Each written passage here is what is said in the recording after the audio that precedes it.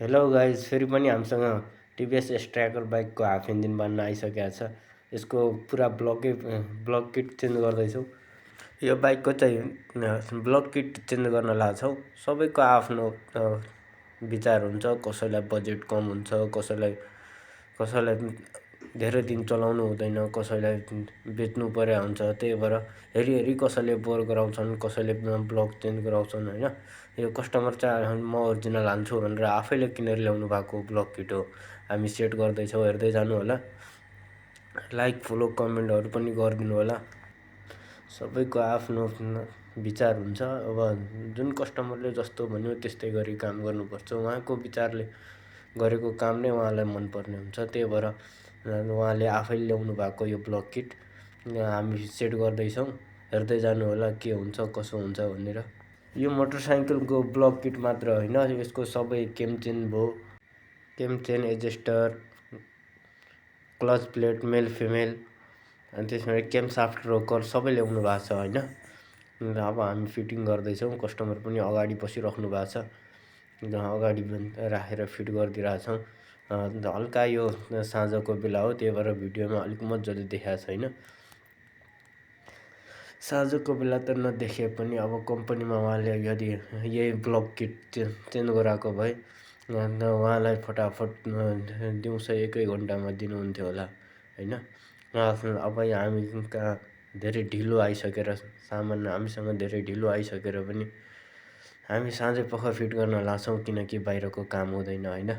अब त्यहाँ दिउँसो त दिनमा त घरि यता लाग्यो, घरि यता चेन कस्यो, पम्चर बनायो, वासिङ गर्यो, हल्का सानोतिनो समस्याहरू आइरहेको छ। त्यही भएर यो साँझमै फिट गर्न लगाएको हो।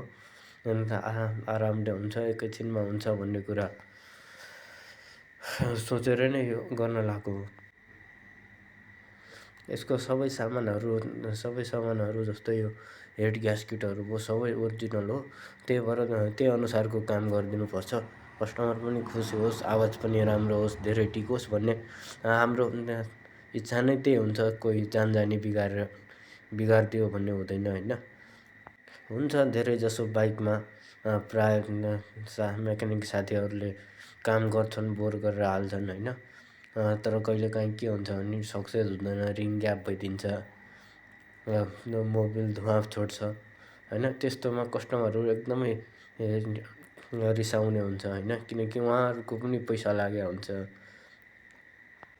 तर खासमा के हो भने नि सक्दो हामीले ओरिजिनल सामानहरू भने यस्तो समस्याहरू चाहिँ धेरै कम देखिन्छ होइन। ओरिजिनल सामान हाल्दा चाहिँ धेरै कम देखिने क्या, धेरै समस्या नआउने, आवाजहरू पनि एकदम क्लियर हुने। आवाजहरू पनि एकदमै क्लियर हुने। जति पैसा लागे पनि सुरुमै लाग्ने हो। एकैचोटि जेन्युन पार्ट नै राम्रो हुन्छ होइन। जेन्युन पार्ट लगाइसकेपछि अरू कुरामा ढुक्क हुनु कि यो सामान फेल खायो। जस्तै टेन्सनर, एडजस्टर, चेन अटोमेटिक टाइट गर्ने हो नि त। अटोमेटिक टाइट गर्दा होइन कहिलेकाहीँ के हुन्छ, बाहिरको local clutch plate, local tensioner tight गरेर राख्दैन क्या, त्यो स्लिप भइहाल्छ, त्यो फ्याट जाने भइहाल्छ। अनि केम्चेनले आवाज छोड्छ, खटटट गर्न थाल्छ होइन। त्यस्तोमा बाइक चलायो भने झन् अरू भल्भहरू पनि जाने डर हुन्छ होइन, भाङ्गिने डर हुन्छ, स्टार्ट गाह्रो हुन्छ, आवाज पनि मन पर्दैन होइन। त्यसरी कस्टमरलाई पनि नराम्रो हुन्छ, मेकानिक साथीभाइहरूलाई पनि एकदमै नराम्रो हुन्छ कि ठग्यो जस्तो लाग्छ होइन। त्यही हो, आफूले जानेसम्म सकेसम्म राम्रै गरिदिन खोजेका छौँ होइन। गर्नै पर्छ होइन। यो हाम्रो कसैलाई आफू धेरै ठुलो मेकानिक हो भन्न त मिल्दैन। सक्दो आफूले जानेको राम्रो काम चाहिँ गरिदिनुपर्छ। सरसफाइ एकदमै ख्याल गर्नुपर्छ होइन। इन्जिन बनाउँदा चाहिँ धेरै एकदम सरसफाइको चाहिँ खासमा ध्यान दिनुपर्छ। धुलो मैलो कणहरू नजाओस्। हामी पनि एकदम सरसफाइको एकदमै ध्यान राखेर काम गर्छौँ। यदि तपाईँहरूलाई पनि हाम्रो काम मन पर्यो भने new Kathmandu motorcycle workshop, Rupnagar Saptari आउनु होला।